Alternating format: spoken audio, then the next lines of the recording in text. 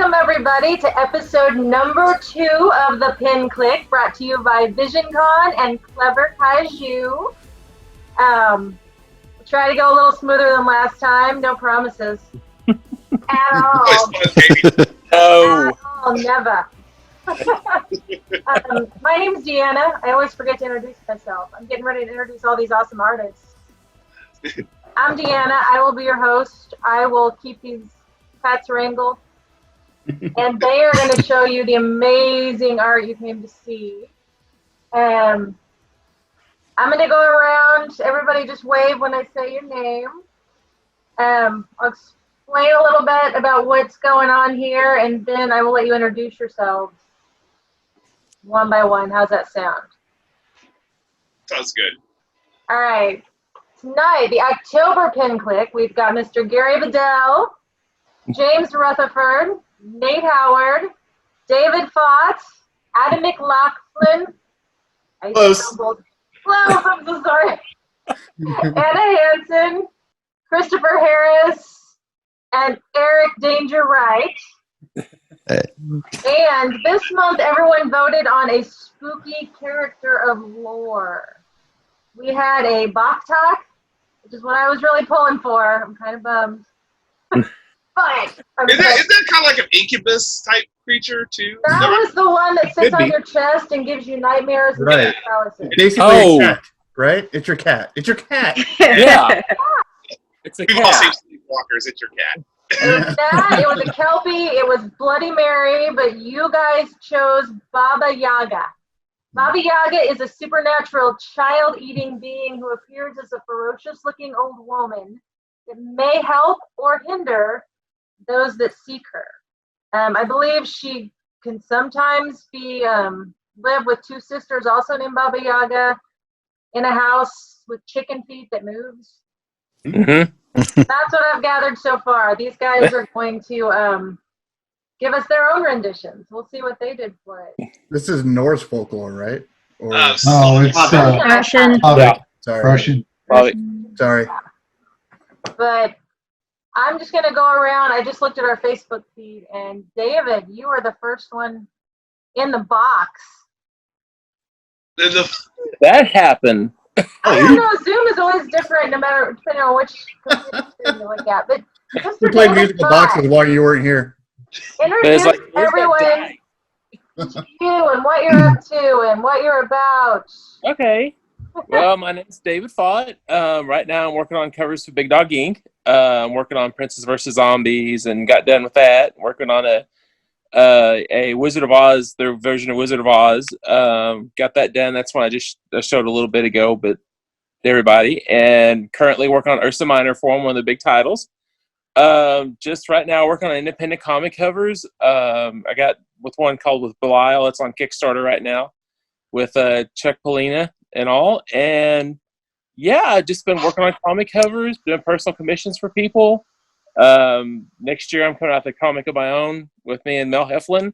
It's going to be about werewolf cheerleaders. Ooh, aquatic werewolf cheerleaders. Tell us the full name. Oh, no, don't make me Yeah, do it. aren't You you? had a month to Okay, here we practice. go. Okay.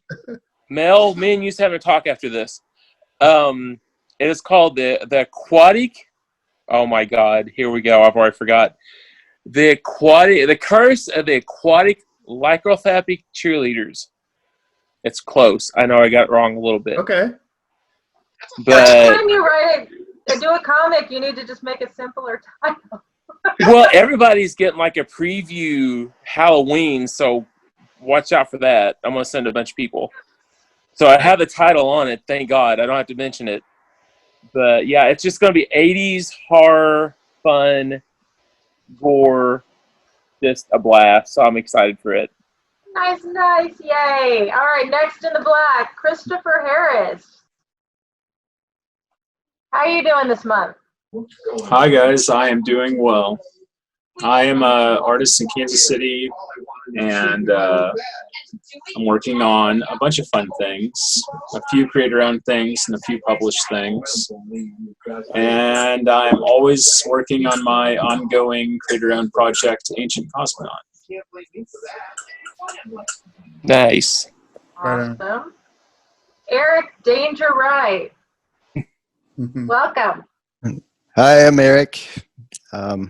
So I mostly just do independent comics. I just finished the inks on my book One Flag that we're running with right now, and then waiting on a script for a book called Truck Stop Hipsters, which looks to be the most ridiculously amazing project ever.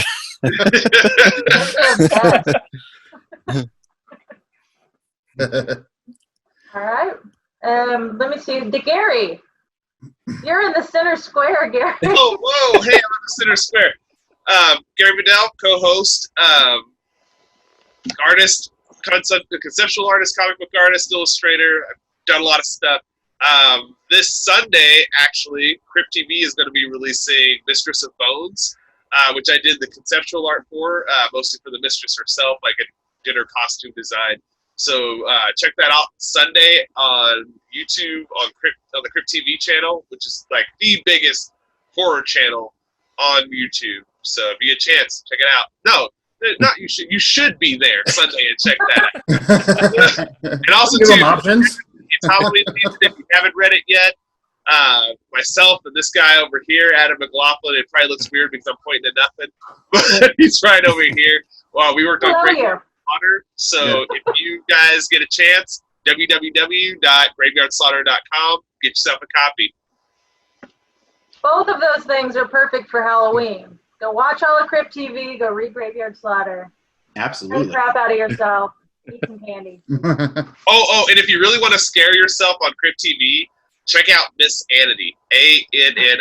Mm-hmm. Actually designed the look for Miss Anity as well. So it's a really creepy scripted story. Won't sleep. Yeah. Yeah. Okay. Hi, James Rutherford. How are You, you doing this month? I'm doing. What you got going on? Oh, not much. Just working on some small personal projects, waiting for something to come down the pipeline. So we'll see where I go from here. I can't wait to see tonight. Nate Howard, hello. Hello. Sorry, I'm being visited by my dog Obi. Oh, Okay. Hi. No, my name is Nate Howard of Mammoth Press.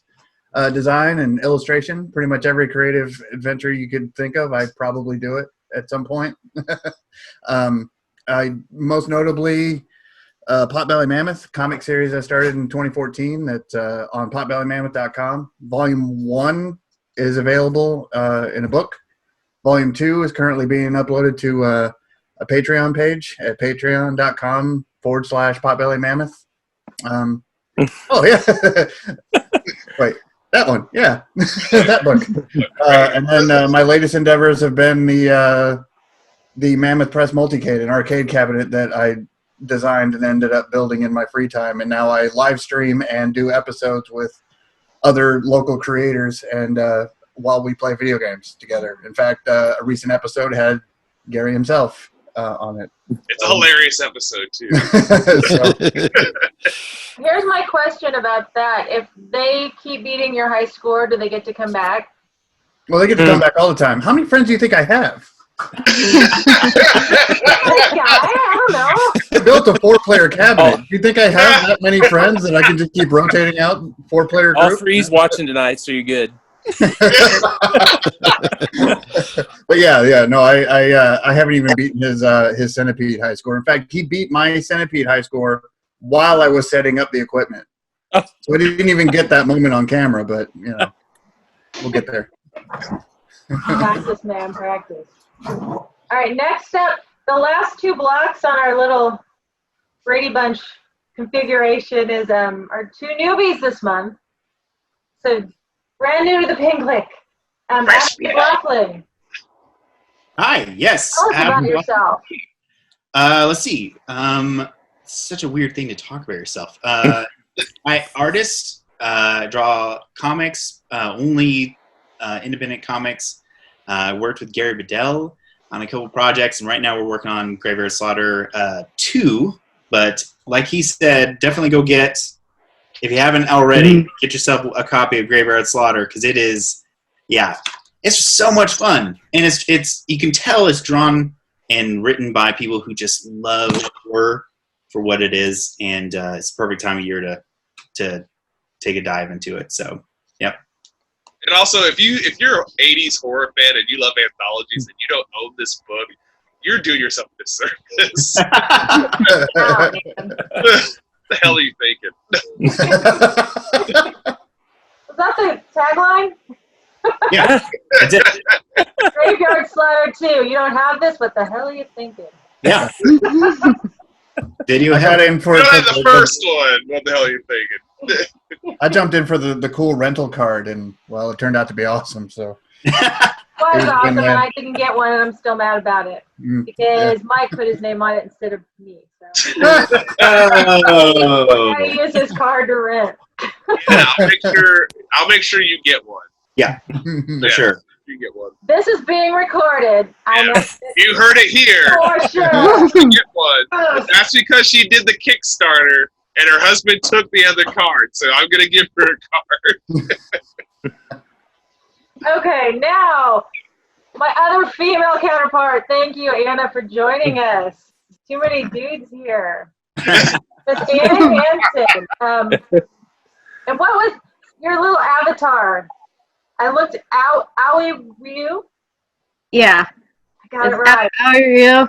Yeah.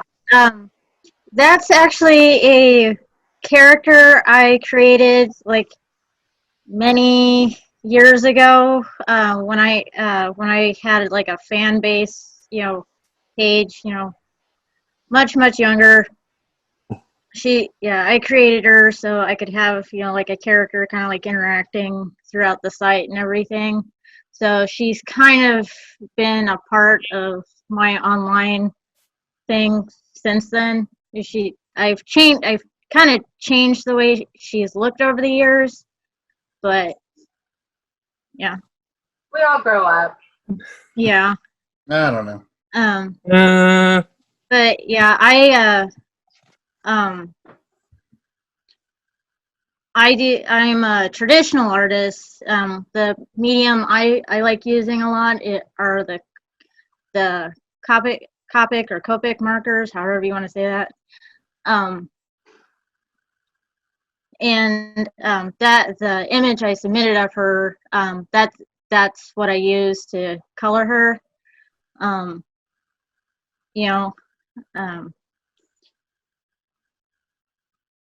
Recently, for one of my coworkers, and he really liked it, so maybe I'll get another one. Hoping that'd be nice. Yeah.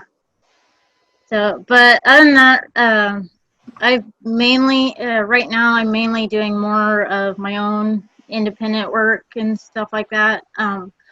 I've been going back to school. I've been, learning how to do graphic design. I'm this semester part of the program that it's over at OTC. Part of their graphic design program is you have to take photography. So I'm doing that this semester. So, which I wasn't sure, how I was gonna feel about photography, but I actually, it's actually been pretty enjoyable so far. So that's my artistic form is photography. Are you maybe going to combine the drawing with the photography? Possibly. So we'll just see how things go. I would like to see that. Mm-hmm. Speaking of seeing some art, it's time to see our Baba Yagas. Now, last time, I hate making decisions. Ask Mike, he'll tell you. He complains about it all the time. But I have co-host immunity. I don't go first and I don't go last. Yeah, he doesn't go first and doesn't go last. You made up that rule. I don't think anybody else voted on this, and you're co-host. So there's. And you see how you're all going about it. I guess it's fine. Oh, man. I think Gary should go first then. That makes sense. So I'm going to start. Do I have a volunteer? Is anybody jumping at the bit to show off, or am I going to roll the die? I have an 8. Roll the die. Roll Yeah, the die. Roll the die. Die. We Yeah. don't have a dice tray. It's gonna go Okay. 6. 1, 2, 3, 4, 5, 6, Nate. What? I'm 2. You're 4. On the Facebook feed, you were the 6th one from the top. I was first last time, but all right, let's do this. Everybody ready? We are ready. Hey, Okay. Share screen. Make sure I share the right one. Oh, nudie. No. There, how's that? Oh. yes. Eh. Check that out. So in short, my Baba Yaga. I actually have it on my monitor over here, so I'm not trying to like talk to a wall. But my Baba Yaga, and here's the thing: around the time that we were first discussing this, when we pretty much knew that that was going to be the winner, my wife and I was watching something on TV. I think we were trying to fall asleep to something where they talked about a fish, right, that would like bury itself in the sand or in trees or in the weeds, and it had this lure basically built into its body where it would like stick out of the grass and dance around to attract food, and they would come in, and it was basically millions of years of evolution made this fish do what we spend millions of dollars a year as a species to Bass Pro to do. And nearly as well. And it was frightening to think about like an animal, like a creature that has evolved an appendage just for luring in prey, and it frightened me. So I thought, that's kind of the inspiration I ended up going with, maybe some sort of like woodland, like, or wood demon, or some sort of ancient that makes puppets or dresses its tongue up or its own appendage like puppets to attract people. And originally it was just going to be like a dressed up tongue, but then I thought, what would Gary Bedell do? So it ended up being like a dismembered old lady, being used as a puppet to attract kids or, people. But that was my version. That's what I saw. Now, as far as the rest of the lore goes, I mean, I didn't get like much the pleasure. approach to it. I like the approach. It stays with you. It really does. And I like that she's very like clean and streamlined looking. And then when you go back, you start getting that like the saliva, like the tongue texture, rougher and rougher, and you're like, oh, there's something I don't like back there. I don't know if kids can be lured in with apples, though. I don't think I give a crap about apples anymore. She needs like a copy of Fortnite or something in her hand. Who's the inspiration for the old lady? Yeah. I think just most cartoons. I can't remember. That looks like the Cowardly Dog. Muriel for courage? Yeah. Janela said that. She said Courage. Muriel. Yeah. She mentioned that too whenever I was doing the lines for it. Yeah. I suppose. It's awesome. I mean, she's a little toad-like, but so she's more like, I don't know, derpy cute than adorable or like, sweet, but It's like that's someone I would trust. As a grandma, I would walk up to and trust, and that thing behind her is just creepy as all get out. well, every now and then he has to refresh the grandma, so has to go on a hunt. But Oh, it's not a puppet. Oh. it was originally, and then I took it a step too far, I guess. That makes a better story, actually. Well, what's funny, I have the monster and her like artwork set aside to actually make an animation puppet of. Oh, nice. And everything. So I don't know. I might do it on my Twitch stream avatar or something. Just some severed old lady. Is it going to be the backstory of how they met before she was severed? No, I don't know. I didn't think that far. I like your grass textures too. Thanks. That was a brush that Absolutely. Just your textures, period, in the piece are really, really cool. There's a few brushes that I built a long time ago, and I was able to dig them up. And I was like, I'm not going to waste these because if I didn't refresh them, I'd forget about them. So that's cool stuff. That's and, cool. And I also like that you can't see the rest of the spider's body or the creature's body, whatever it is. Like, you can't see the rest of it, so you don't know how big it is, how small it is. You don't know the size of it. Yeah, he was coming out of the shadows more before, but I felt it was a little too dark, so I just ended up brightening it. But This one's my favorite one. It reminds me of, is it Mabel? Was that her name from Courage the Cowardly Dog? Muriel? Yeah. Muriel. Like, I could see this being an episode of Courage. This cover here. I was doing the lines. I was going to bed, and that's what my wife said. It said that it reminds her of Muriel. I love it. It's really good. Right on. All right, who's next? Oh no. I forgot there's a lag on the Facebook. I can't see the order anymore. I need to write it down. Oh. It's going to be the third one. That's Eric. Oh boy. You're out, Eric. Don't get too so let's do excited. this.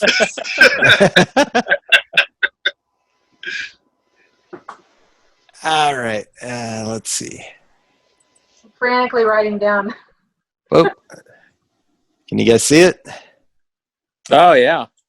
There we go. This is my Baba Yaga. This is so Inspired, Oh, wow. first of all, my girlfriend asked me to draw her for this thing. So I was like, do I like that idea? And having thought about it, I decided that it was a really cool idea to explore, like, with the history of like witch hunts and stuff, and how they were always trying to scare small children from older women who were going to live independently and such. And I was like, all right, let's have like the moment that some young lady decides she's going to live that life. That's cool, man. That's very cool. I love the inspiration behind it too. That's really awesome. Yeah, I didn't realize there was that much of a story. That's amazing. Now, is that her cat? Yeah, that's her cat. Let's see. Yeah, like a familiar. Early can on, you zoom in said on you were that. just gonna you were just gonna crush it on pencils and just do pencils, and I was like, okay, and I trusted that it was gonna look cool. It was like, if he's just gonna focus on one thing, it's because your pencil work has always been awesome, but you had the time you put into it, man. You delivered. This looks amazing. Yeah. Yeah, the Thank you. details are incredible. The line work on it, just, yeah. The detail of the wood and just the overextension of the bark over the actual, Yeah. just all the small. The dynamic shot, dude. Yeah, That shot is so dynamic. And dude, yeah, I love texture and surface treatment, man. And that broomstick and stuff looks really, really awesome. even the body And language of the cat, so like how it's the cat. and like balancing on it, like it's trying to hold on but still be cute. So I think it's communicating with her. They look eye to eye. Yeah. Yeah. Yeah, I know we talked about this before, but I just love like how clean like your pencil work is. Like you almost don't like you could just like take it straight into a book. Right. Be just as powerful as it would be in ink. You just up the contrast on it to darken them if you had to, and then the colors right there. Levels. Yeah. Very Yeah. well. Very beautiful. I think I am gonna like take this one to full color and like make prints of it and such. Yes. I just really like this design. It's cool.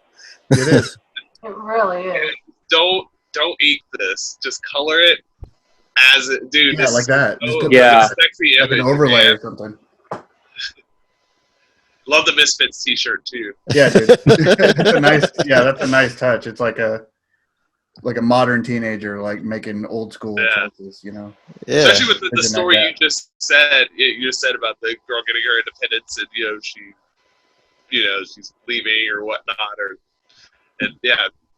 just going against the society standards. The Misfits is good.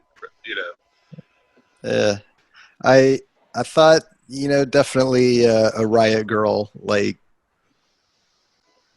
personified what I was looking to create here. So that was the goal there. Eric, another comic shop wants to know the cat's name. Cat's name is Twizzlers. Okay. Actually, that's my girlfriend just lost her cat like a few weeks ago, Aw. and so that was his name. Yeah. Dude, you're immortalizing a lot here, man. Like, you make a prince of this? Yeah. Yeah. Yeah. Pretty wild, dude. I like this, man.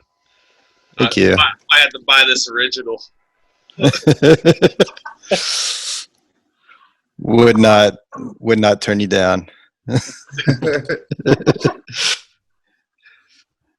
All right, are we ready for the third one? Number 8. Adam. Okay. Now, I've never shared screen before, so let's see how this works. All right.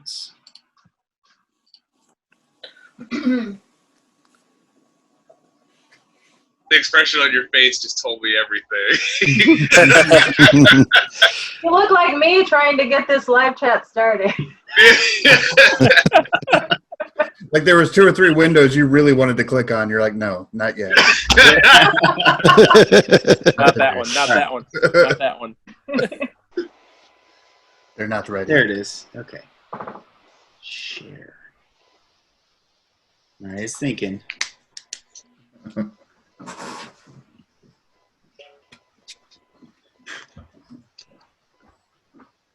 Start a screen share. Okay. Oh. Yeah. It's so cool. Oh, Okay. damn. Yeah. So, okay, this was tremendously fun. One, Baba Yaga is one of my favorite lore creatures, especially from like Hellboy. It was kind of like my first like major exposure to Baba Yaga, and she's super weird and creepy. She's kind of like attributed to everything weird that witches do, like she has done, if not perfected. So like her, like eating children, or her being this kind of omen to like the Slavic people. Like you don't know if she's there to help you, if she's there to hurt you, or if she's there to mess with you. She does what she wants, and then she kills people, or she counts the fingers of the dead. Like she does really weird stuff. So I wanted to go back and do a pre-Baba Yaga, young Baba Yaga, before all the weird lore sets in. She's still weird, and she's still this kind of wild forest woman witch, and this is as her like lore is starting to be built. She rides around on a giant chicken, and she kind of I wanted her to be like a little sensual, like she's using her womanly wiles to lure men to her, so she could kill them with whatever she wants to do. Hours. Yeah, exactly. And this is like this whole like I love doing a bunch of research. So like I did research on like Russian gypsies to kind of get that outfit look for her, and like Russian chickens. I thought that was pretty cool. Yeah. Let's see. I'm trying to see if I can't zoom in just a little bit, but like, but yeah, like I have a skull right here that kind of connects her sash, and then she has a cane or a staff that helps her. I really just used it as a hook so she can climb up her giant chicken the whole time. And then kind of bips and bops and satchels and stuff. And then through my research, I found like these like chicken coops that people would strap on the side of donkeys.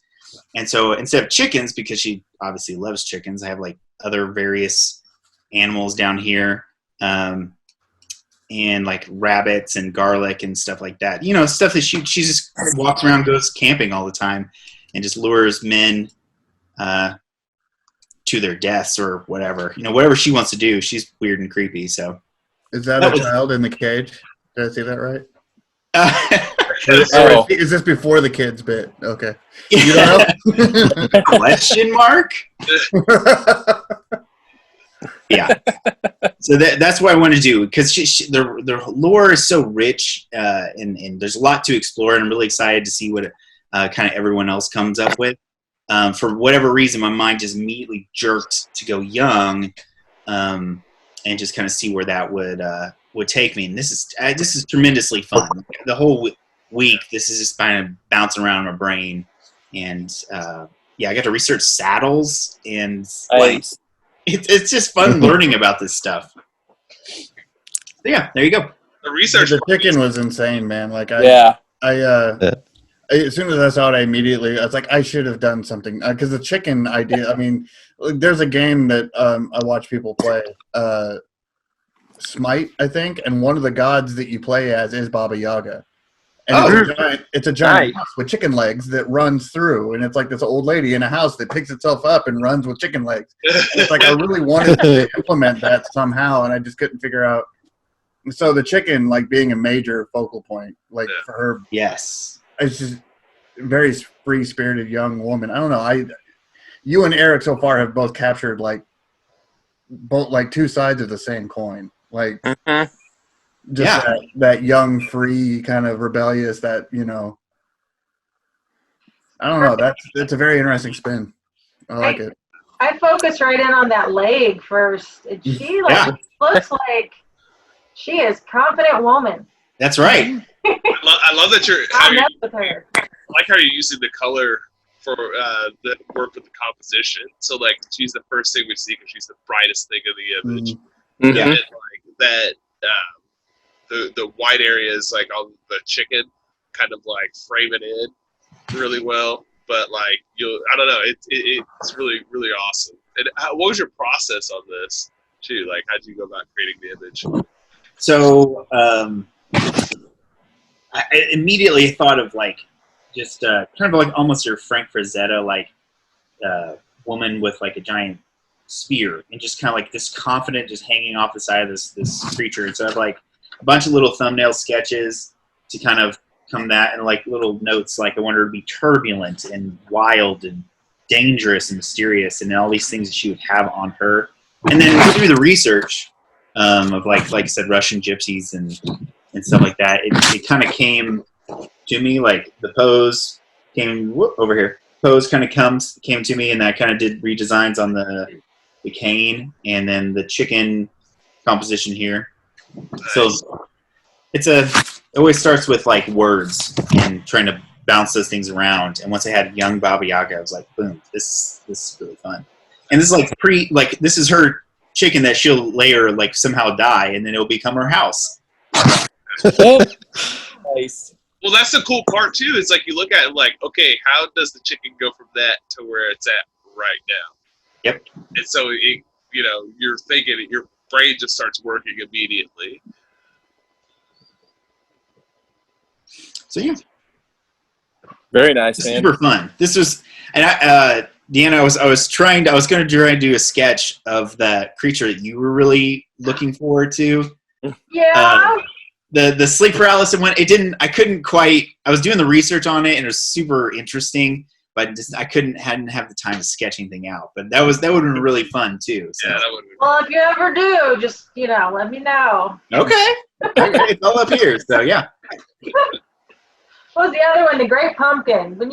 Gary, you came up with this idea, I got so excited about that, but then all these other creatures just kind of took it over. That's the one I got excited about. You said Great Pumpkin. I was like, oh, yes. Next year. Sweet. All right. Very cool. Next. That's great, man. Thanks. David's next. Oh, man. Well, let me see if I can figure this out real quick again. Photos. Yes. Okay. I don't know why I didn't share. There we go. All right. So yeah, here's mine. What I did was I kind of went the opposite way of Adam. And like I was trying to figure out Baba Yaga, like she's very, very old now. I like the woodsy look that some of the pictures I've seen of her. So I like that idea, and I love the idea of this is her later on, and she was getting really ugly and she was getting really horrifying. And I went with the idea of her eating the kids. So I was trying to figure out, you know, she's ugly. A kid would not walk up to her. I'm sorry, there's no way. You know, there's no way she could lure kids anymore. So I figured like she would get this power of, and I think Gary will kind of like this part. I use the idea of like Annabelle or the movie Dolls, and like she actually uses a puppet to lure the kids in, because if a kid's seen that, they'd be like, oh, a puppet, I can play with it, blah blah blah, and all. And she actually animates the puppet, and so that's how she lures the kids in now, and she stays in the background. And the dolls part of it is like these dolls can only last, like puppets can only last maybe like 50 years or so. And they lose that aspect of it, and they start like decaying like a human and all and stuff and all, because it's actually virtually a human into a puppet. So she'll find a new child to come in and take over that aspect of it. And that's when she so she'll have a new puppet, let's say like in 50 years. And then she starts living and and that's how she learns the process of going through and keep luring children, and she'll use the puppet. So that was my idea of it, my sick idea. Love it. And I just love wanted the to keep withered tree spirit kind of look to her. I love that look. I thought of like the withered tree. Like I saw a couple pictures of her, like she was like a withered tree, and she was like in the woods. Like I saw this one that was a really good inspiration. She was like backed up into the woods, like she didn't have the chicken house or nothing, but she was backed up into the woods, and you could barely see her, but she was there. And I thought that would be like a really cool thing, and she could be like hiding like that with the puppet, controlling the puppet in front of everybody, and luring the kids in. It's always an interesting like character choice to like cover the eyes, you know, or have some kind of wrap, or at least some sort of to suggest that like her being able to see is meaningless. It gives her more power, more mysticism. Yeah, not be able to see, like. You know. And that's what like my idea, like that she can cover her eyes and she sees through the the more manipulation of the puppet and all. Yeah, that's a pretty jarring contrast. So and that's So that was kind of my take on. I wanted something kind of more creepy and whimsical, but still kind of fun. And like I said, I drew like inspiration from the movie Dolls and Annabelle and Dead Silence and stuff like that, the horror movies that I love. And so that was my take on her. Well, David, this is I know like the doll part looks really cute, but in concept is terrifying. that a child is being used to lure other children to be eaten for over and over and over again. That is true horror, man. That's good. I mean, I was sitting and thinking, like when I was doing the concept, would the kid still be like present? Would she be completely gone, or the part of the kid be completely gone, or would her conscience still be there and she be used? But would she still be conscious, or would the Baba Yaga completely take her over? Mm-hmm. And that's what terrified me. I was like, ugh. Yeah. Would you be completely taken or not? Type thing. Yeah. That's cool. I like that her wood. Well, I'm a big texture guy, but I love the way she looks. That she can hide in the woods. Like she looks wood herself almost. Yeah. I would have loved to see this in color to see how you played. Oh, I'm gonna color it. I'm gonna go ahead and finish it out. Like I just wanted to do inks this time, just do something different. Yeah. But I'm gonna finish it out for sure. Yeah, I saw. I was like, man, I'd really like to see that in color too. But, Throw some color texture in and all. So I'm definitely gonna finish it out. Something about those hands. I like that. Yeah, like those long, spindly, like wood hands, and like I could just hear her, like when she moves, she creaks. Does that real weird contortion creaking thing? She got them gross fingers. Yeah, she got them nasty fingers. The longer I look at this, the creepier I feel. I just keep seeing more details that are scaring me slightly. Well, and it's interesting is that even though she's like flesh or whatever, like I don't know, like she had to replace parts as time over the course of 50 years, like the hands had to be replaced and the jaw had to be replaced, and her jaw. Eventually, she has to throw the whole thing out. Stuff like that. again, it begins to make your brain wonder. It's like, I love how your guys' books have stories behind them. Even if you didn't tell them, it's like the stories are still there. And then when you tell those stories, it makes it even more interesting. So kudos to you guys on that, man. That's hell yeah. Appreciate it. Yeah, it was a lot of fun. I like this one a lot. I didn't know going into it what I was going to do. When I do my thought process, like I honestly I'll do my research a lot, but when I go to drawing, I don't spend much time on.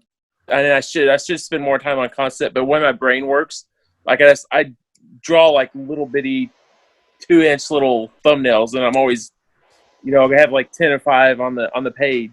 Yeah. And that's when I usually pick it out. I don't want to spend too much time on it because I'll get to thinking about it even more. I'm like, well, maybe I shouldn't have done that. But yeah, I go ahead and pick it and just do it. So you just don't want to overthink that process. Yeah. Because you can get into a mood where you'll do something small, but then you'll start over designing it, and you're like, Yeah. I'm way too much time into this itty bitty drawing. Yeah, and I don't want to overthink it and think, okay, because I get thinking, well, maybe that's a little bit too creepy for the the little girl or the kids turning into a puppet. And I'm thinking, I'm just gonna run with it, have fun with it. Good. So, yep, there's my Baba Yaga. Baba Yaga monster. Yeah, Baba Yaga. Yeah, Baba Yaga monster. I want to take a minute to thank you guys again for doing this. When you first put the art up, it's like when I'm at the convention and I'm walking by the tables and I'm impressed and I like what I see. Then to hear you guys tell about what you were thinking when you came up with the idea and how it evolved, it's so much more. It's just beyond the beautiful art. It just makes me appreciate it more and want to see more and want to know more. I'm like you, like that. I love hearing the stories behind the art piece. Yeah, it's always a cool story. Just looking at each other's art, we've been following each other we've been palling around for years, and then every new piece that comes out, we see growth from the previous. Especially since we haven't actually seen each other in person in almost a year, just looking at everybody's individual parts, looking at decisions being made, like the certain pen strokes and. Adam, when we had them loaded up into Google Drive, we actually got to see them ahead of time, you could pick each and every one of our pictures out in the crowd. Each and every one of them were uniquely different. And me and David had a very similar idea, but it's so different. They're so different. Yeah. Where the inspiration came from, what details we wanted to focus on more versus the other. You'll see there's a very common theme with the younger Baba Yagas, how every person approached it from a different angle and still captured something. And it's fascinating, especially when you haven't seen anything else from them throughout the year, and you still see that growth. So it captures our imagination. So exactly. We run with it. So that's kind of normal for us, I guess. Well, normal with us. Is that a word for us? The wrong word. For us, yeah. What is normal? What is normal? I put on a shirt today. That's not normal. Oh, that's his shirt? Wait a minute. Okay, we're good. Don't stand up, Nate. Yeah. I already planned this through. I made notes. All right, My wife was like, "You're gonna put your shoes on too," and I'm like, "No, no." High top basketball sneakers and no pants and a dress shirt. We know Nate has high top socks on with sandals on. We know he does. He's got the black socks on with the sandals. I know. I do have black socks on, but I left the sandals. I couldn't find my flip flops. Wow. All right, I rolled an 8, so Anna's up next. Anna. Hey. Oh, Anna. Represent for all the ladies out there. Did you scan one in? Normally, you're traditional, so. Yeah. Oh, good. Oh, Yeah, the little guy. oh. Okay. You guys can all see that. Yeah. Okay. Oh, yeah. So, Oh man. yeah, I decided to go with I tried making her like older, but not like old. Yeah. I also wanted to make her. It's like I wanted to make her like, you know, kind of ugly, but at the same time, she still has the appearance that she's still like that somebody would still approach her. Right. Yeah. Okay. You know. Yeah, and I gave her the the long dirty fingernails. She's I gave her yellow teeth. Basically indicating that she's living out in the woods or living away from everybody else. And not really too well kept.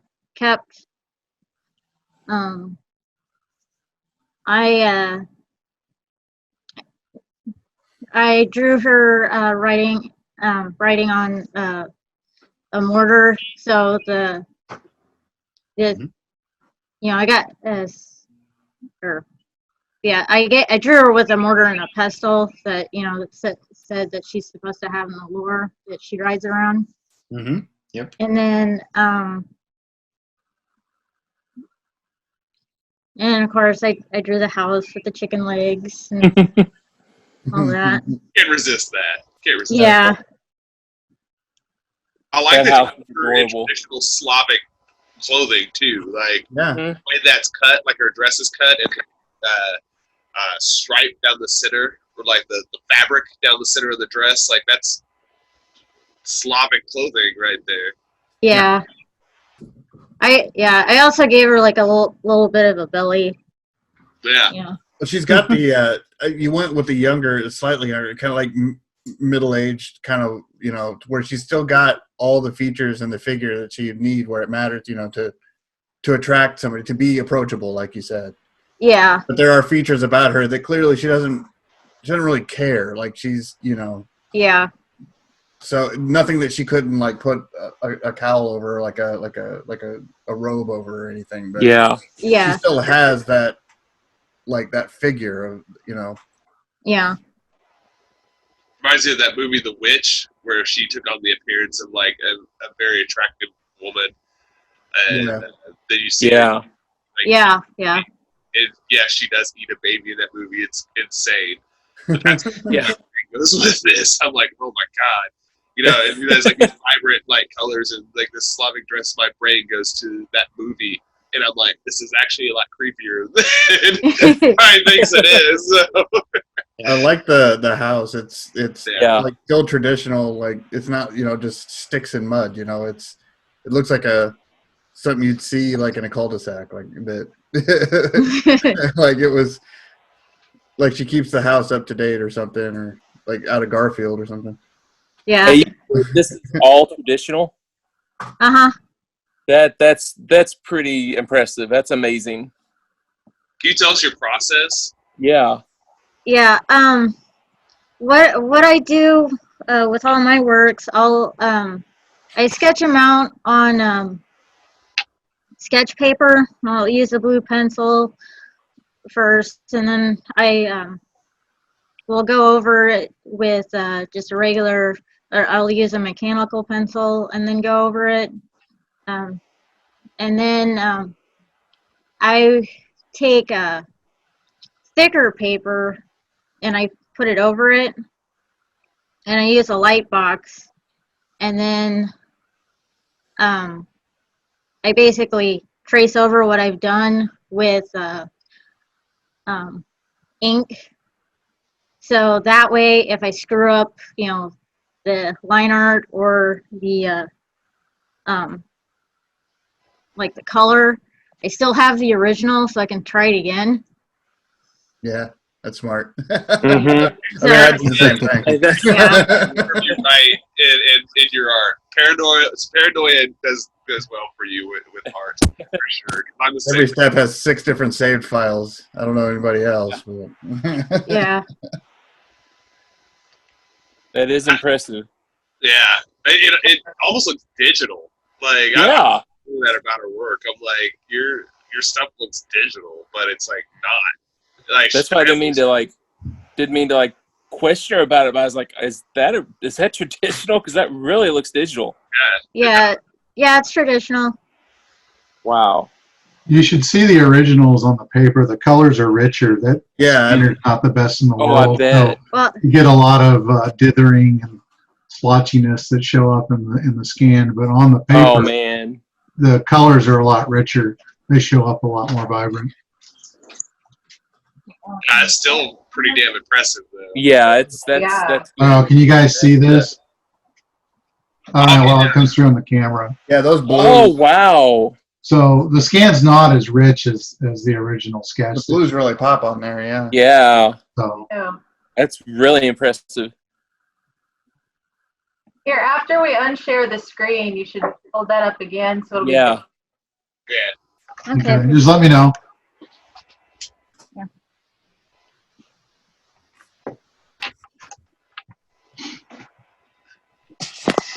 Really cool. Thank you. And is horror a genre that you're not used to working with or working in? Yeah, this is like completely new territory for me. I generally with all my other stuff I do like, or what it seems like end up leaning more towards with everything is like elegant and cute, and this is not that. Yeah.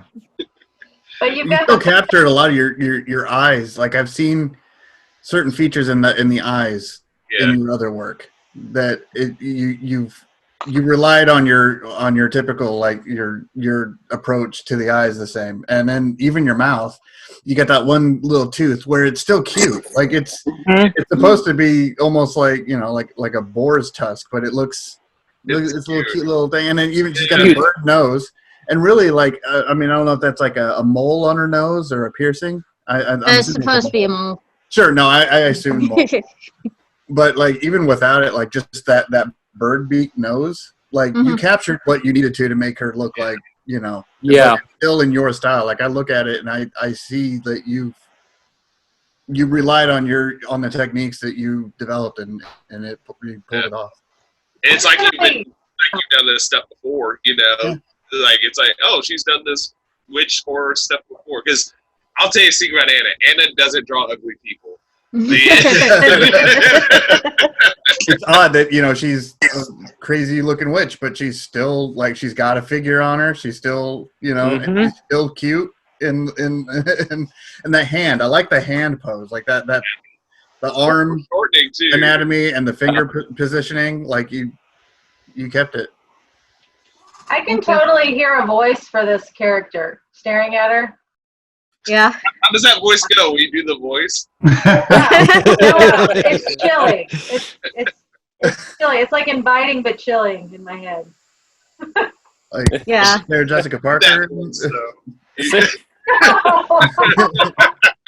What? She had a good voice in Hocus Pocus, wasn't it? Hocus Pocus? Am I thinking? Oh, okay. You're making fun of the actress. No, actually, that was probably her best work. Sex in the City was awesome. Okay. All right. Unshare the screen, and then James, did you want to hold up the? Yeah. Pull up my original. The drawing. Wow. Yeah, they look so smooth. They look like they could be on a screen, like on a. They do. Yeah, it's a lot. It's different to see. The colors are a little more. And my lighting's really bad in here too, so I've got a yellow bulb instead of a hyper white, so it tones it down a little. Those alcohol markers. I use Prismacolors and some Copics now, but that was the reason I use them. Was probably the same reason you like them so much. It's because they're just so rich and bright. They translate content that you do digitally, like for me doing cartoons, something I would see on like an animated series on TV. I could draw that for people at my table and get similar. Like they work similarly. Like they translate really well, like smooth and rich and bright.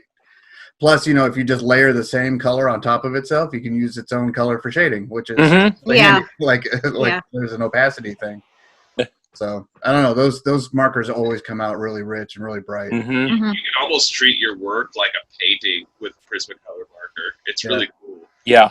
You do like all your under colors and underwork, which would be underpainting normally, and then you put all your fresh coat of colors on top. And it looks awesome. Yeah. Yeah. Looks really good. All right, we ready to next up? There's only 3 left, and Gary can't go last. Ah. There were 3. All right, James. Oh. Mr. Rutherford. God, I feel like I'm in a game show now. You are. Yeah, Susan, who says you wasn't? Running man. You're gonna run the gauntlet. Yeah. Oh.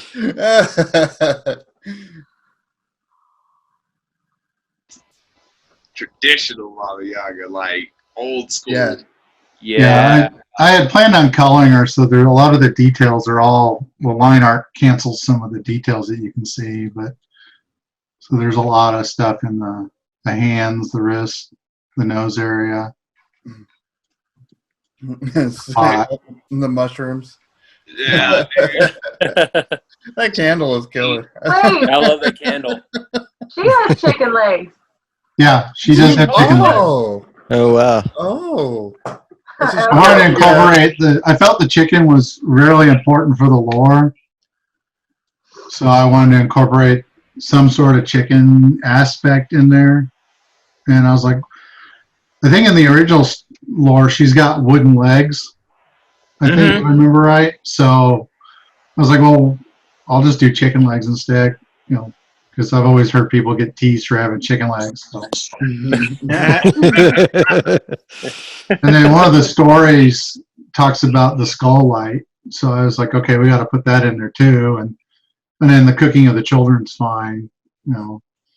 I had another aspect I was going to add, which was the child watching her cook, but I didn't. I decided not to add it. I didn't feel like it went with the composition. Yeah. James, is that the pencil brush you were telling me about? Yeah, this is that stubby pencil brush. Yeah, I need to get my stubby. It's in the Creative Kaiju folder for anyone that wants to use it for digital work. I really like it. That's sweet. Yeah, it's got a lighter version, a darker version, and then a semi-rough and a smoother one. So it's a pretty nice pen brush. I like the dress or the skirt she's wearing. It's like it's like Adam's, kind of similar to Adam's, where it's, I could see it being very brightly colored, like different scraps of different materials. Well, I kind of did what Adam did, and I went and looked at, like traditional outfits, and a lot of it's very vibrant, but I felt like the amount of clothing they were wearing would be too much for her because it's really pillowy, and I figured by now she's lost or didn't care, but some of the other stuff, keep the culture, add the, like stuff with the witch. You got the bottle on there, the ring, stuff like that. Mm-hmm. I like the ladle too. Yeah, dude, the ladle, man. Yeah, that's awesome. And then, she's supposed to be like nature or woodsy, so I was like, well, I gave her a mole, and I was like, well, hell, I'll just give her a mushroom. And then I was like, well, I'll just give her lots of mushrooms. Like she's decomposing. She's been, whatever state she's been in for so long that she's decomposing. That mortar's nice looking too. Mm-hmm. That's really the things on it. Well, we talked about that earlier, James, with the legs on there. I love that, dude. That's cool looking. The what? The legs on the collar, the ladle, the border. Yeah. The legs on the border. I think that's a really cool touch, man. Because I can see her just eating everything out there, dumping it out, popping it in, flying off, man. That'd be awesome. Well, at least put it in the fridge first, leftovers, then pop it in and leave it. That tells me refrigeration's not going to be needed for her. Does she eventually smoke her ladle too? Is that? It could be. Who knows? Could be. Like there's that one hand that comes out of there. There's an eyeball in it. And on the ladle, there's I looked at some Russian jewelry, and this was like one of their 12th century designs. Nice. I tried to incorporate a bunch of little things in there. The research that you guys have done on this is just awesome. Yeah. I tip my hat to you guys for that, for sure, man. You guys are just whooping ass all over the place. I love it. Good job. Those bony hands, dude. I love those bony hands. They're so creepy. That whole body, I just am intrigued by. Yeah. Her head is so creepy, and then it looks like, I mean, she put a cloak on and covered her feet up. You might think she was approachable and not so scary. And then she flip it off, and you just hope you can run.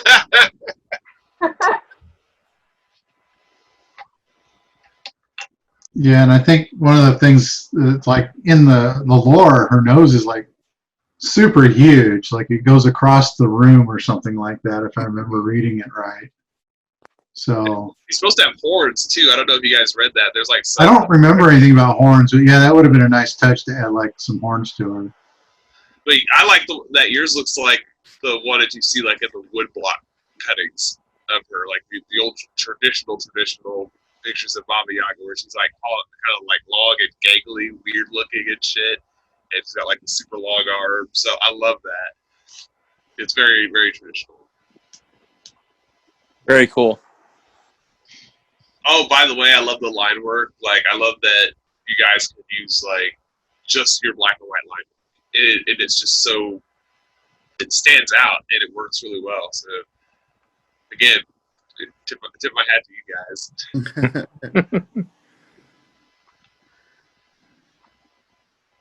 Very nice. All right, well, if we go by Gary's rules, Gary's next. I have to go next.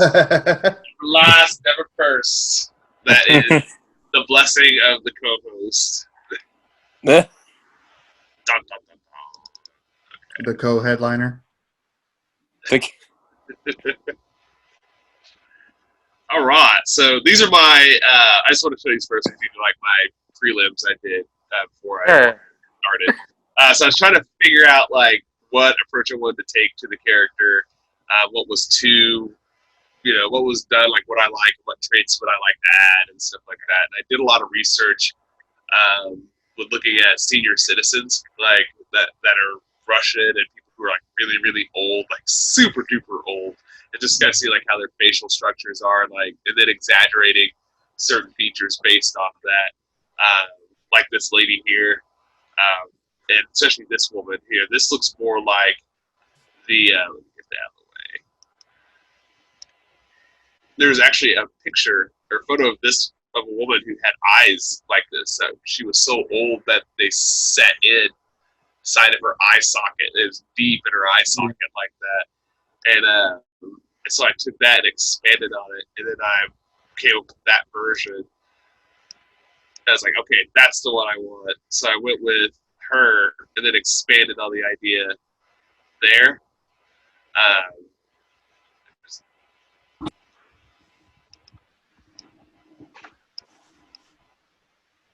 There's like another kind of version, the big forehead.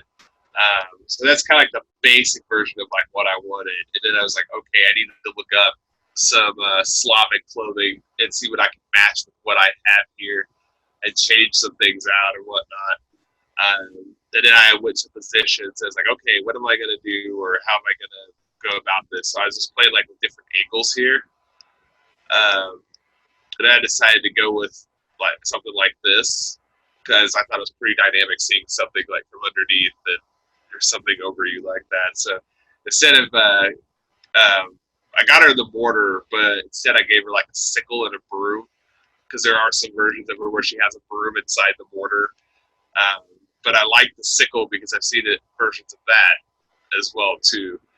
And actually, that clip that James and I were talking about earlier from Hellboy, she has a sickle in it too, from the newer Hellboy film. And I've also seen other pictures of her with it. So this is my finished version. Let's see. There we go. Zoom into some parts there. I took like a watercolor approach to it. This is more traditional than like, the other versions you've seen tonight. But I just wanted her to be like this really creepy old woman that like kills animals and dogs and eats them, like she's wearing some kind of wolf.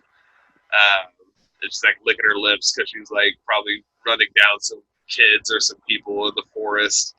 Hey, Gary, it might just be me, but we can't see your actual illustration. We can't see what? Your Can't see drawing's it. not showing. Drawing. Wait, what's not showing? It's not on the screen. We Your just see finished your product. I thought he was prelims. still building it up. Yeah, I did too. Yeah. See it now? Nah. Okay, Yeah. It's still your sketch Okay, hold on. screen. Try unsharing and bringing it back. Yeah. It stopped. Hold on just a second. Let me share it again. Here we go. How's this? Can you guys see it? There you go. Is All right, sweet. Yeah, I was explaining something that wasn't there. Jesus. So, this is the version I ended up going with. Put her in her mortar, gave her a broom and a sickle. Made her where she kills animals and stuff, and she's eating them and wearing them. Pulled some like old Slavic style clothing, along with like a fur cape, because she's out in the snow all the time. Let me zoom in. I gave her sharp teeth, but you can barely see them, but they're there. I saw those toenails when it was small. Oh, yeah. Toenails are gnarly, right? You think someone like Baba Yaga is going to have some manicure? No, man, those things are going to be gnarly. They need some more cords on them.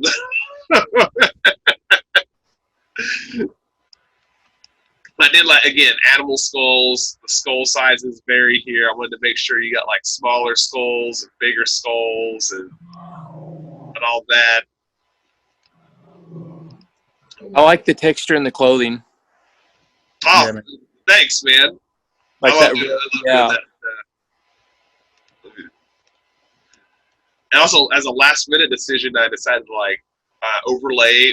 I flattened the whole image and I overlaid it and then motion blurred it. And then Yeah, the there's part. that motion blur on the edge of the mortar that she's on. Yes. It looks like it's traveling, and then the trees in the back. It looks like she's hauling Yeah. ass. It's really good. That's pretty cool. What's on her Your headpiece? skin tone color, even like just the choice of your bluish, which is something that I wouldn't even consider. I don't consider those things. Where you got the bluish hue of her skin. She just seems more ancient or more mystical just because of. There's just something off about her. It's like Right, like she's not human, Yeah. or she's What's that called? Uncanny Valley. Like she's recognizable, but still kind of disturbing. Mm-hmm. where she's not normal. Yeah. It reminds me of like a Shinigami. Like, I don't know. I think if it wouldn't be blue, I wouldn't think that. But I love that it has like that kind of Japanese like folklore demon kind of look. Yeah. Oh, thanks, dude. Travis Aiken on Facebook wrote, with her skin and eyes, she almost has a bit of an Oni look to her, too. Yeah. Tell them to stop copying what I say. That's not cool. Stop it. Well, it's good. Well, it may have been. You actually know the word, what it's called, like the mouth, the way the mouth is shaped, and the shape of the teeth and the tongue, like the samurai masks, that would use to Oh yeah. to frighten their enemies on the field. What's on her headdress? This right here? No, her, Oh, your I can't remember what they're called. There's a type of headband they wear in Russia. It has like these little, they almost look like coins.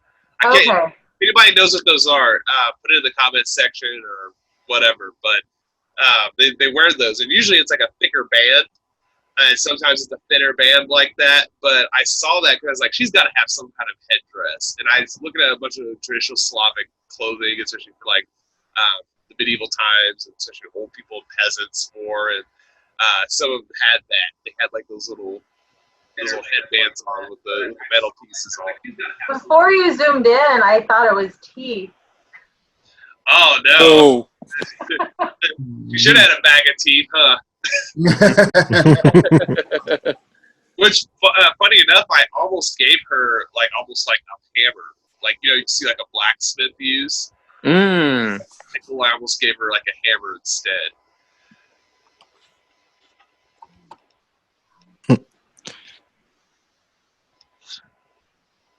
But that is mine, and that is the news. Pretty badass. Yeah. Absolutely. Oh, yeah. And these will be in the album for everyone who's watching tonight. These will be in the album for you guys to see close up. Definitely. I'm gonna share them all individually on the event page, and then make an album like I did for September. And I'll have all the artist links next to their artwork, so you can find them and get some more. Yeah. Cool. Buy our shit. That's the tagline for this show.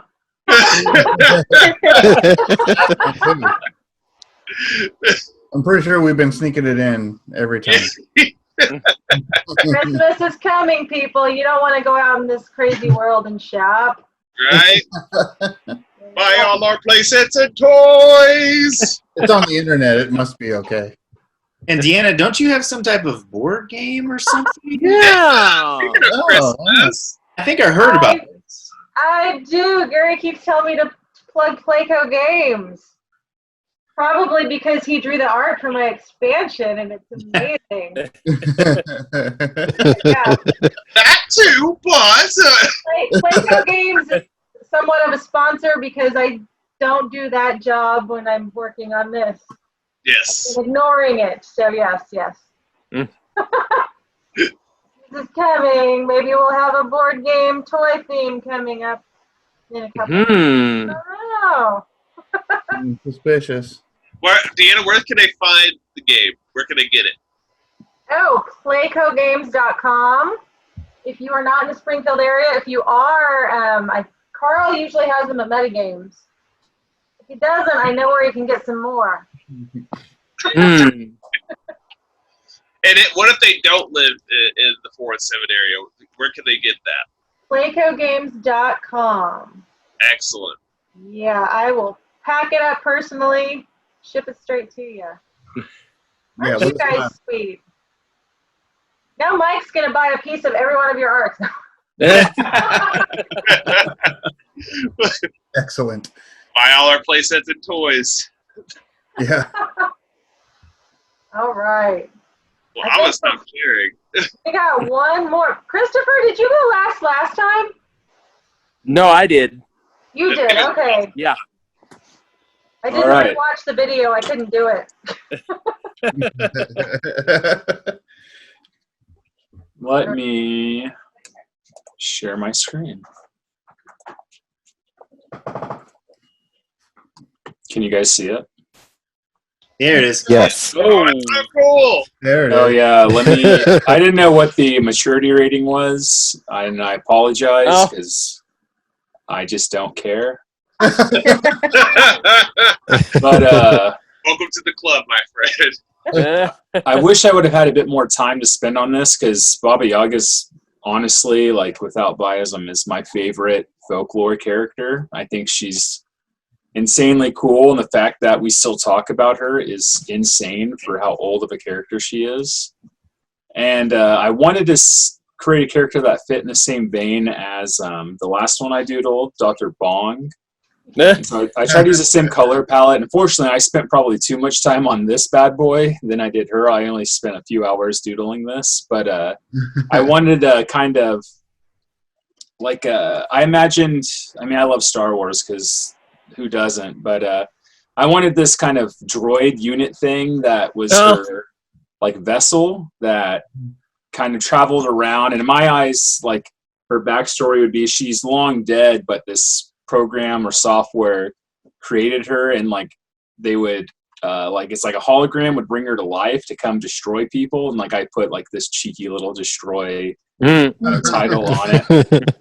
But it would roll out and it would like project her, and she would kind of bring justice to people. And I really was going to do this the idea I had was making her more robotic, but I wanted to have like a good amount of like fleshy bits on her. And I love this idea of like this bandaged, kind of like the model of her body. I wanted the physique to resemble an older woman, but have this kind of younger looking face. So obviously there's some nefarious means that's keeping her young. And I love the idea of this. I figured in the future we'd see a lot more like dreadlocks, like natural hairstyles. So I wanted to have like a hairstyle that kind of resembled dreadlocks, but still have that kind of tentacle, you know, like cables, like cyberpunk kind of feel to it. And I was initially going to make all of her appendages are going to just kind of be floating together, but I just didn't have time to do that. And I love the idea. You sometimes see pictures of her where she's holding this cane with a skull on it. And I don't know what it is about that imagery, but I think it is the sickest thing on the planet. And I love, like, that would be her main kind of tool for destroying, is just a stick with a skull on it. And it could be kind of like a hoodoo thing where she casts magic out of it, or she just, you know, bops people with it. And I like both ideas of that. And this I penciled and inked it all traditionally and colored it digitally just because I was short on time. Normally I would have added screen tones or other, you know, like, you know, superfluous details that only I would notice, but that's really it. But getting kind of a Mobius feel off of this one. Could be the colors, or maybe the subject matter. That's, I really wanted, I was going to even do the background. I wanted it to be more of closer, I guess, to magenta, but I just liked this hue of purple, pink, I guess. I don't know what color you'd call it, but I really just felt like that felt more fitting, especially compared to the previous Spella that had, you know, a lot more blues and purples. Like, I wanted it to be a very direct opposite of that. I know, can I show her, can I get rid of these parts? There's been a warning. And if you're watching on YouTube and it's inappropriate, don't watch the next few moments. It's art. Nudity is totally appropriate in art. Yeah, it's fine. We're a late night show. But I wanted just like the typical kind of old lady look. I mean, I wasn't trying to sexualize the drawing at all. Like, I find that it's, I mean, obviously all naked human beings are sexualized, but I wanted it to feel more of a, just this character wouldn't fit into a cyberpunk kind of realm. Like, it's naturally odd to have this like half naked lady with bandages and robotic limbs, like in any kind of world. But I don't know, I just imagine, like, you know, Baba Yaga and, like, I don't know, like her chicken. I was really, what I wanted to do with the robot down here was make it look more of like a chicken leg, but still be this kind of robotic looking unit. But I didn't have time to do that, so this is what I did. Oh, and the back is it's a ritual, we'll say that. And there's Latin on the background, but like, I imagine that a person that would summon her, like this droid would come and they'd have to scribble some salt lines on the ground and say this, you know, saying to evoke her out into the world. The X's aren't helping any. The X's, the cloud sensors.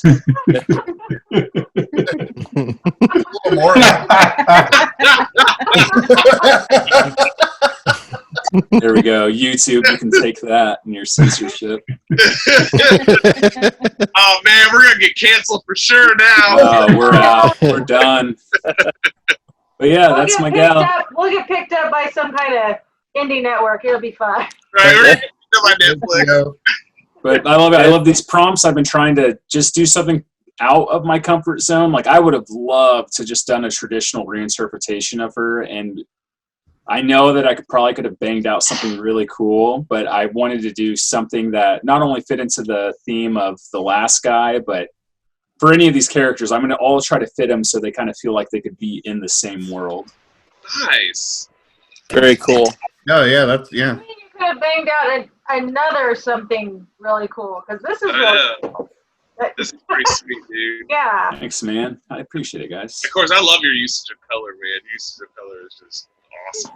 Now, see, instead of a chicken leg, I kind of thought that droid part she was coming out of reminded me of the, we say mortars that you guys have been putting in.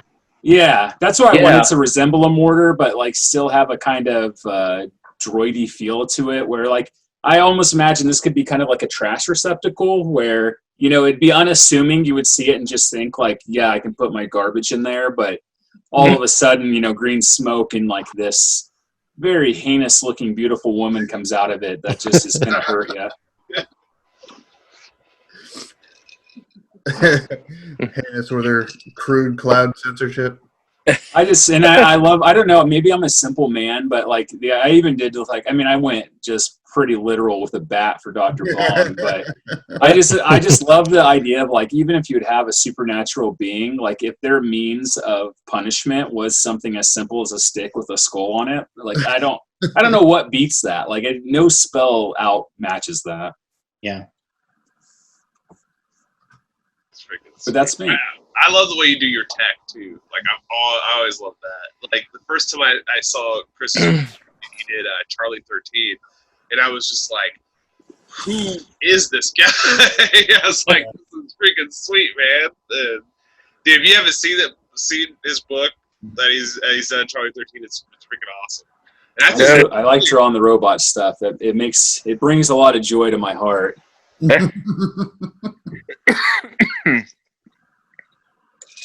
But this might be one that I rarely will go back and redo a drawing or like add more to it. But I feel like the idea I have for this is one of those weird ideas that kind of needles itself into like your brain. And I'm sure like the rest of you guys know where you're just like, I've got to do something with this. But like I'd love to maybe just do maybe like a pinup or something and kind of use the same subject and see what I can come up with. Do it. But that's it. Very cool. Thanks, guys. Yeah, I gotta be honest, I wasn't super excited about Baba Yaga because I didn't know a lot about her, but you guys, I want to go read something or watch something. It's she sounds fascinating. way more intriguing than I thought she was. There's a really handful of variations of her that I didn't even really consider before throughout stories that I know of, where it all kind of makes sense. You start drawing parallels, and you're like, oh, okay. But okay. I like that. Yeah, that Adam took like the prequel approach to it. That is really wicked, man. Yeah. Really wicked. Thank you. That was a lot of fun. Yeah. A lot of fun. Come back. Come back another month. Okay, I do have a question though. I have a question for everybody here. When you're working, what are you listening to, or what have you been listening to currently? Like the top 5. It could be a station, an artist themselves, genre of music, whatever. Nate, go. Mastodon. Pretty much always Mastodon. Of course you listen to Mastodon. What does that mean? Actually, no, I take that back. Lately, because, they were good friends of mine that also guests. I actually used my CD player on my computer for the first time in the 8 years I've had it. But I've been jamming, and this is kind of cheap plug, but this is Mortal Review, a local band. Yeah.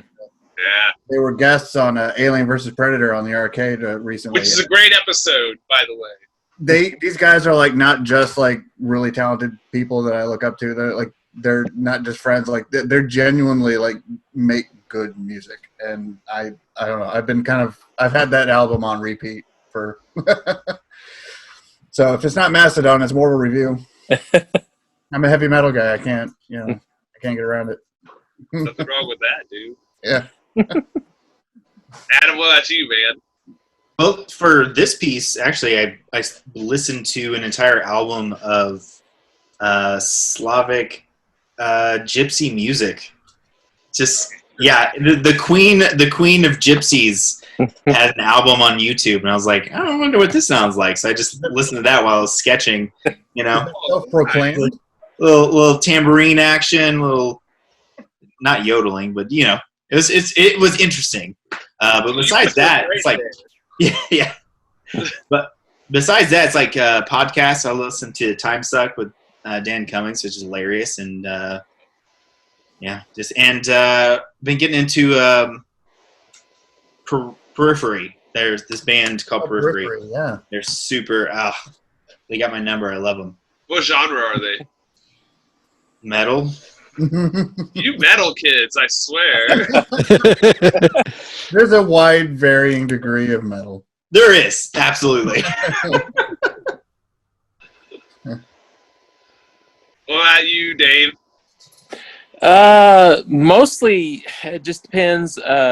If I want to listen to music, it's metal. Mostly what I do now is soundtracks. Since it's been around Halloween, I'll have the TV on back behind me, and I'll have horror movies on for inspiration, or I'll listen to horror soundtracks. Halloween, I've been listening to that soundtrack a lot here lately. The Friday the 13th soundtrack, Nightmare on Elm Street soundtrack. Band, if you don't have that soundtrack, Nightmare on Elm Street, like, it's a totally different entity from the movie. It's amazing. But yeah, like, mine's mostly just like I'll have the horror movies on in the background while I'm working, or like I said, soundtracks.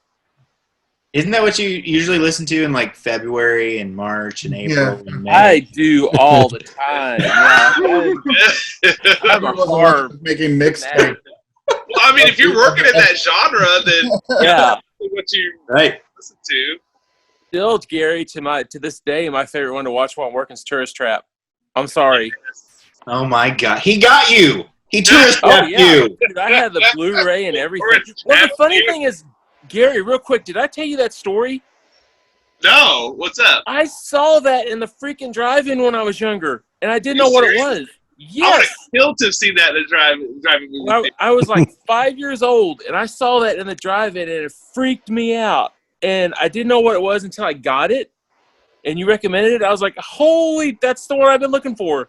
Yeah, it's just one of those movies that just kind of resurfaced within like the past like 5 or 6 years. It just grew like cult following all of a sudden. It's like, whoa, you know. Deanna, don't watch it. It's horrifying.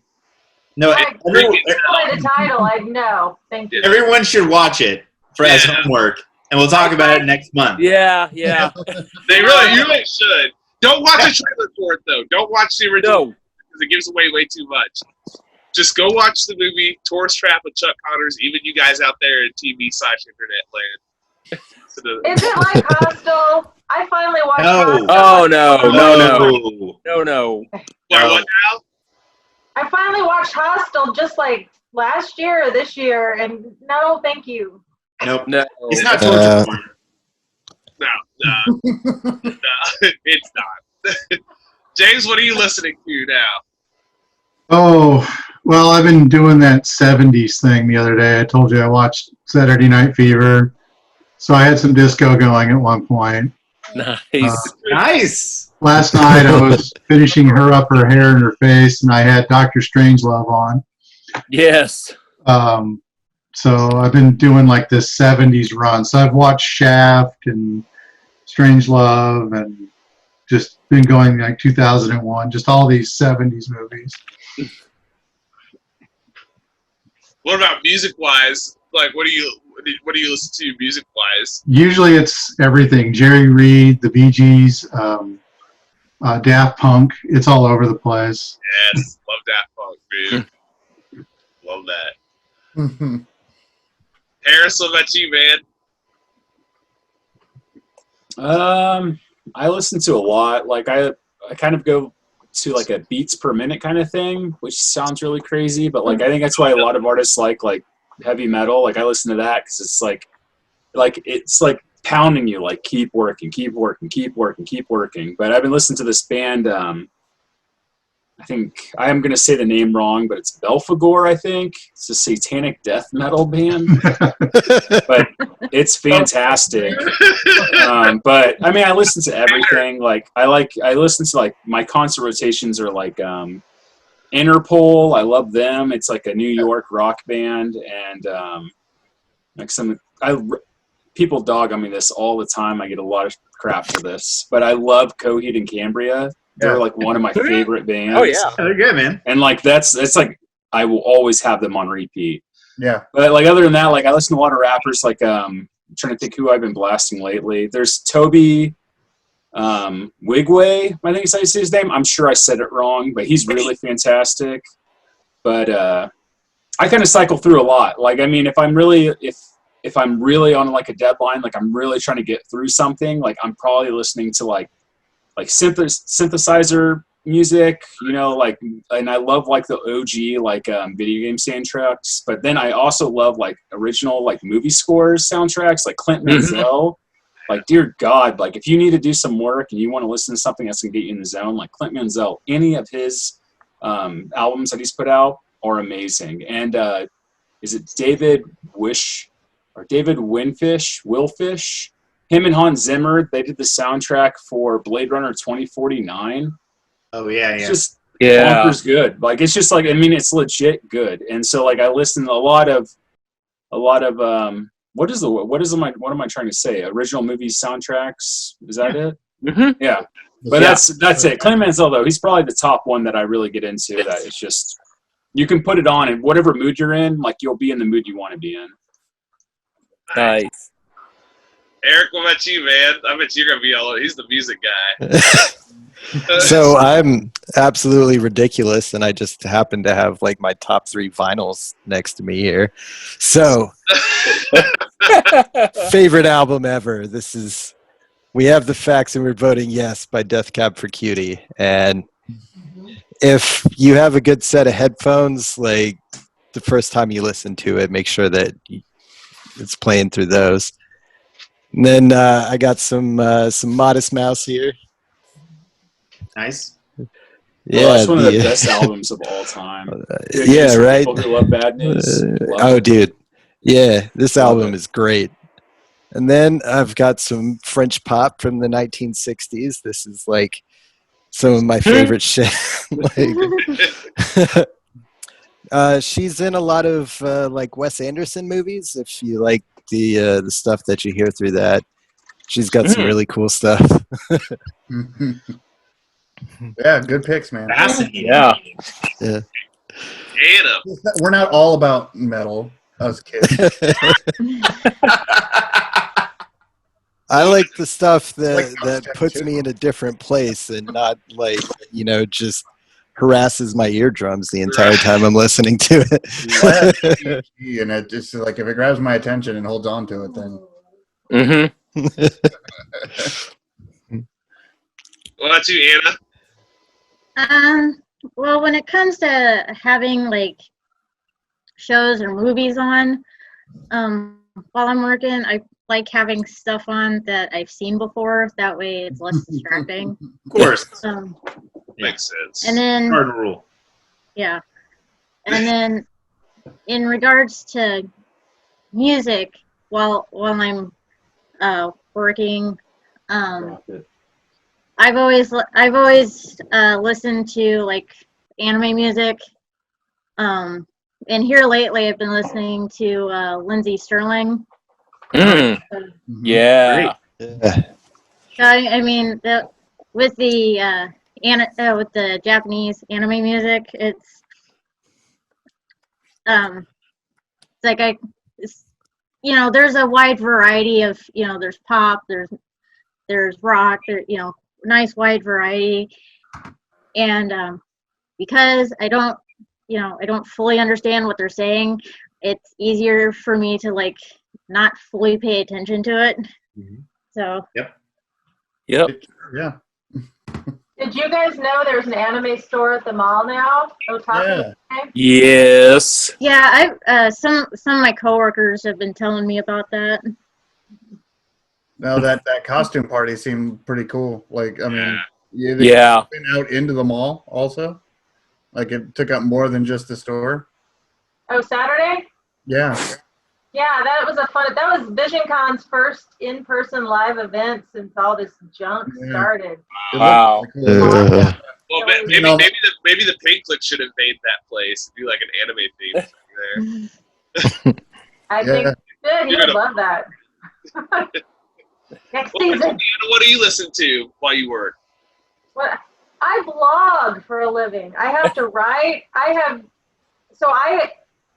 If I put on soundtracks, I sing along, and I can't write. I try to try and think. I do a lot of blues music. All right. I can just let that in the background. But this month, I trust Alexa now. She's been doing great. If I say play some Halloween music, she's been pulling stuff from every genre, not just. She throws Monster Mash and Witch Doctor in there too, so I love that. But she's pulling like all kinds of stuff. She's been taking me on a journey. But yeah, ask for Halloween songs, and at least mine. I think they have personalities. Mine's been pulling some good stuff. Oh, yeah. Man, I'll tell you what. I've been listening to this album, Hell on Wheels 2, which is also Hell on Wheels 1. DJP. And it's a mix by DJ P, who's like the grandfather of mashup. Or he's the father of mashup. Dude, it's such a cool mix. It's got AC/DC. It's got like air. It's all over the place, and it's done so well. If you go to www.djpmix.com, he has a lot of those uploaded, so you can just listen to them for free. But if you want to get it on vinyl, it's also available on vinyl. Aside from that, I've been listening to a lot of the Trapped in Paradise, Trapped in Space channels on YouTube. So I'm listening to a lot of like chill trap music. Been listening to MF of course. Been listening to a lot of drum and bass too, because it's very fast paced. Synthwave, dark wave, vaporwave. Like I've just been on like this really like chill retro feel lately. But in the morning, sometimes I'll listen to stuff like Midnight Star and like Lakeside and Earth, Wind, and Fire and stuff. So I'll listen to that too. Isn't Hell on Wheels the name of something you're working on? Yeah. What? Aren't you working on a game, Hell on Wheels? Am I working on a game with you guys? No, that zombie game. What's it called? Oh, I'm working on a zombie game called Escape the Dead with Overlord Games, Overlord Game Design LLC. David Stanfield owns it. Okay. I'm almost done.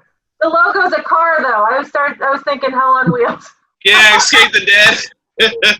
Okay. Harry, how much you getting from DJP for that plug? What's that? Said, how much money are you getting for that DJP plug? Actually, I'm not getting paid for that plug. Area of opportunity. You arranged that ahead of time. I just had a contest where I gave away 2 of those and 2 copies of Graveyard Slaughter. So we might want to do another giveaway on here sometime. Yeah, because I didn't win it. So you get another one. Drawing until you win. That's how it works. All right. Well, we're ready to enter what our Visioncon host Zach has claimed as the plug zone. That's such a weird name. I love it. That ties right into it. So don't Google that though. You might get something else. No, don't look it up on the internet, please. I don't. And if you do, I don't want to know what you saw. But yeah, we'll just go one at a time. If you want to tell people where to find you online until they can see you in person, mention one more time something you're working on right now. Just everybody take a minute. I'm going to start at the bottom this time. Anna, what would you like to say to everybody?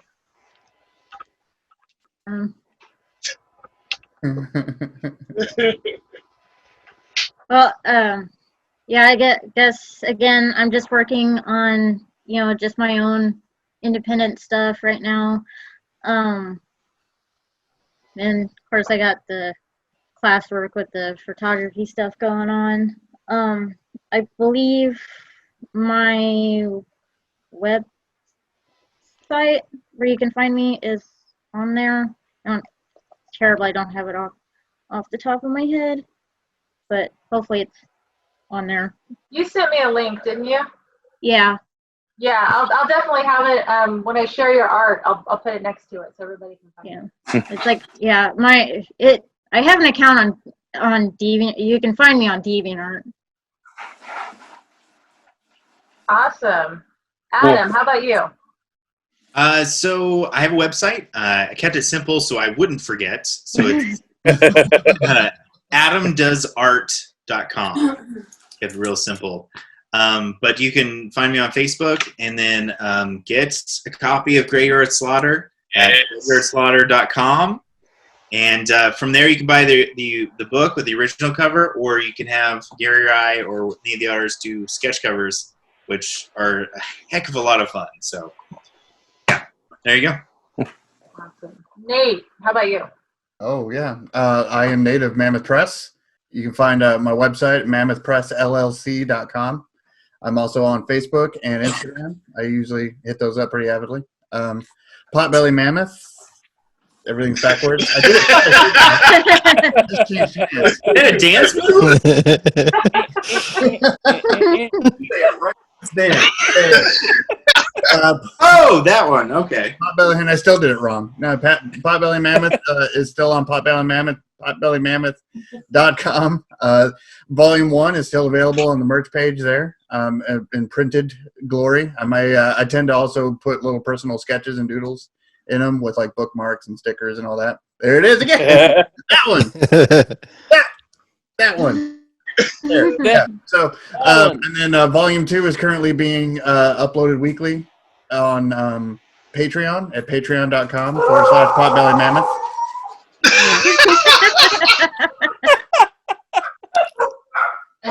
Okay, Nate. No.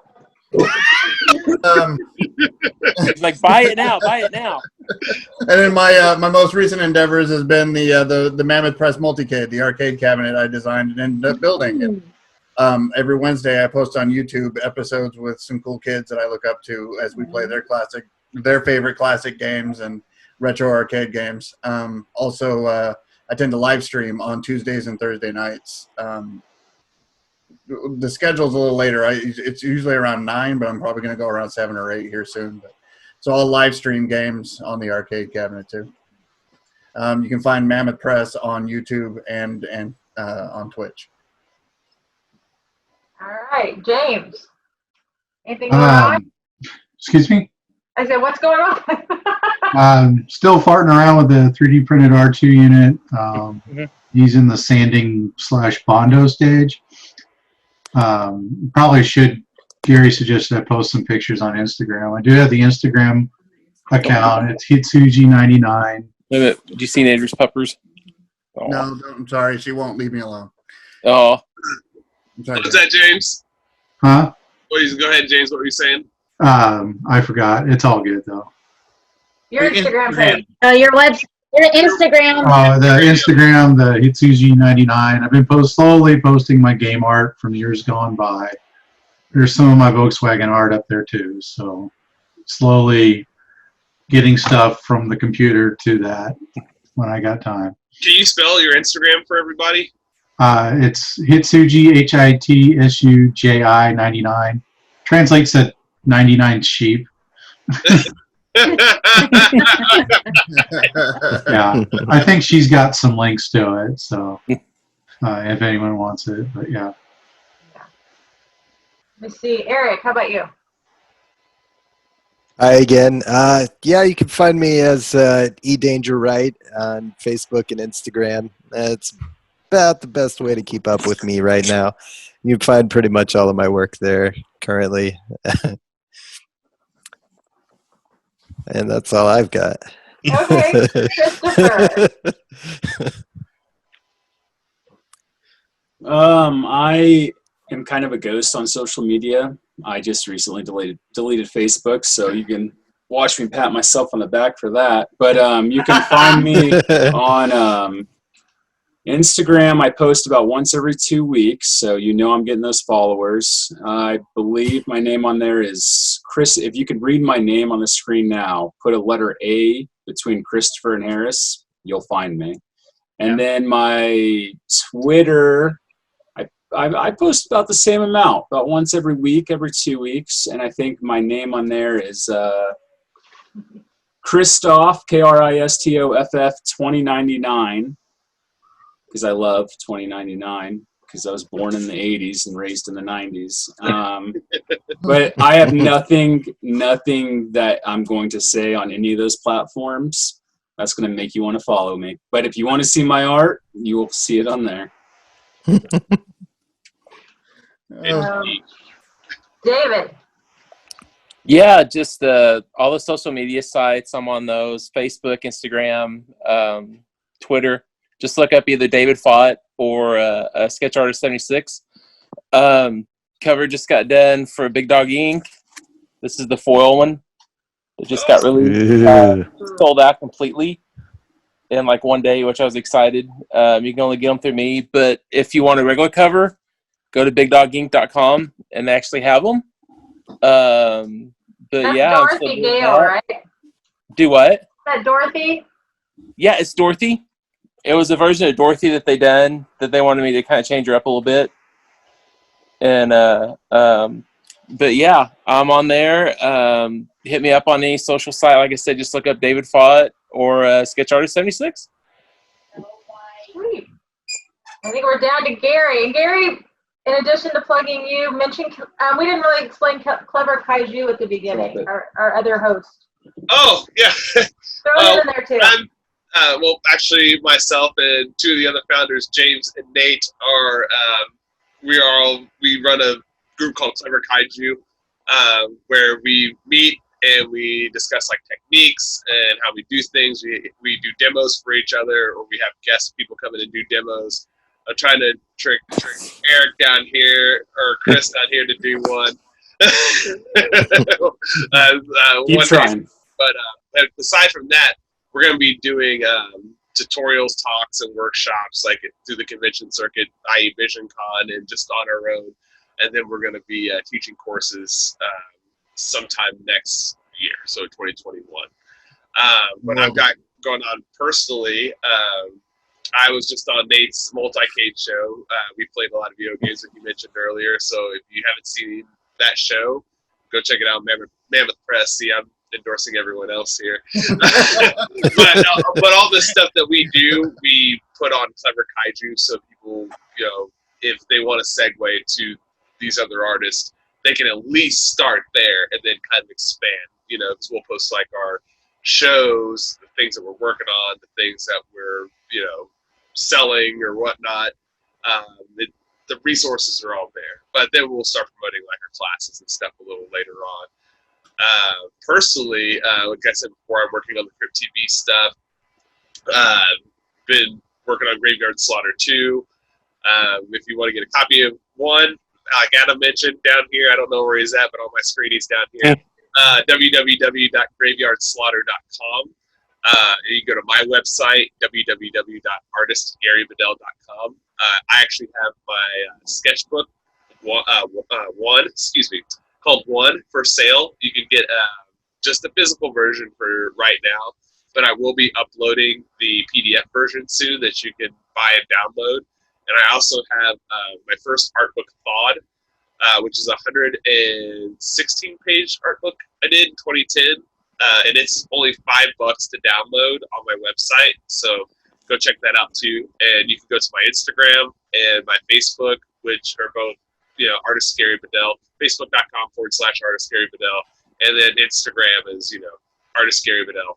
You can't miss it. Sweet. That leaves me. The guys already have me plug Playco Games. So Right. if you want to see some fun games, go to playcogames.com. I've been absent completely on our social media pages. So there's nothing new there to see, but there's a lot of old stuff to see. And Visioncon, I'm on the marketing team for Visioncon. I am their unpaid slave. I mean, volunteer. Visioncon is completely volunteer, charity-driven. Canines for Camo is our charity this coming year. Saturday at the event at the mall, we announced our dates for 2021. Wear masks, stay healthy. We want to have this convention April 30th through May 2nd. Hey, Deanna, will Clever Kaiju also be at VisionCon next year? I believe Clever Kaiju will be there with a couple of tables, a whole bunch of art, some artists, and the Clique will be there live, drawing on the spot at the convention. Last episode of the season for the Pink Clique. I can't stop laughing. Like, I'm looking at Nate and he's like laughing. I know. I almost like we're side by side on my screen. I just want to go, nicely played. And lastly, make sure and watch everybody here on social media, on their websites. Watch Visioncon for new updates, new stuff going on all the time. Watch Clever Kaiju on social media.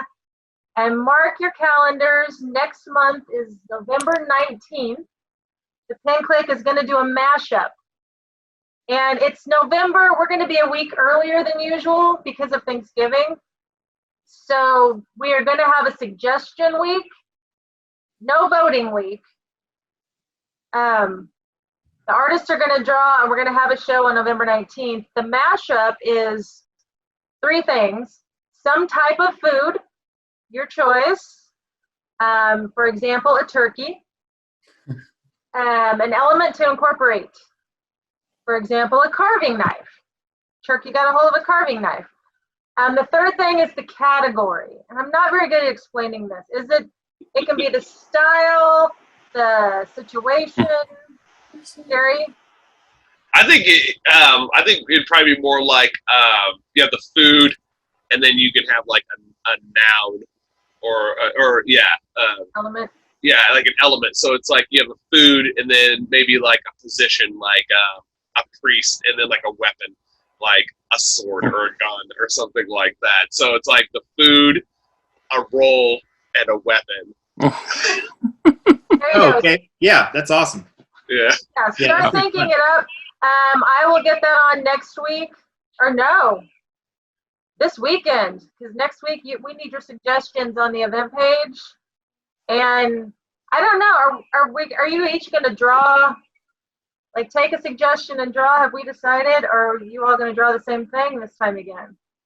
I don't know. How do you want to do that, guys? Should we just get like a nice handful of like foods and then like rolls and weapons or whatever, and then just kind of hand take our Either way. I think that would be pretty cool, because then you'll get different ones out of everyone. Yeah. You can almost have a team at that point, like, D&D game of team. You have mashed potato guy and this. I will say November 19th is my birthday, and my B-side is narcissism. So if you guys want to throw in some anime suggestions, I'll make it real cool. Oh, okay. Dude, what year were you born? 86. Oh, you're 86, baby? I was born in 81. My birthday's on the 25th of November. Just a bunch of old dudes talking about art. Yeah. Oh, geez, I'm a decade ahead of you guys. Huffs. But that's it. Thank you guys for joining us for episode number 2 of the Pink Clique, and be sure to come back for episode number 3 and continue the season with us. See you guys later. Later. Bye, guys.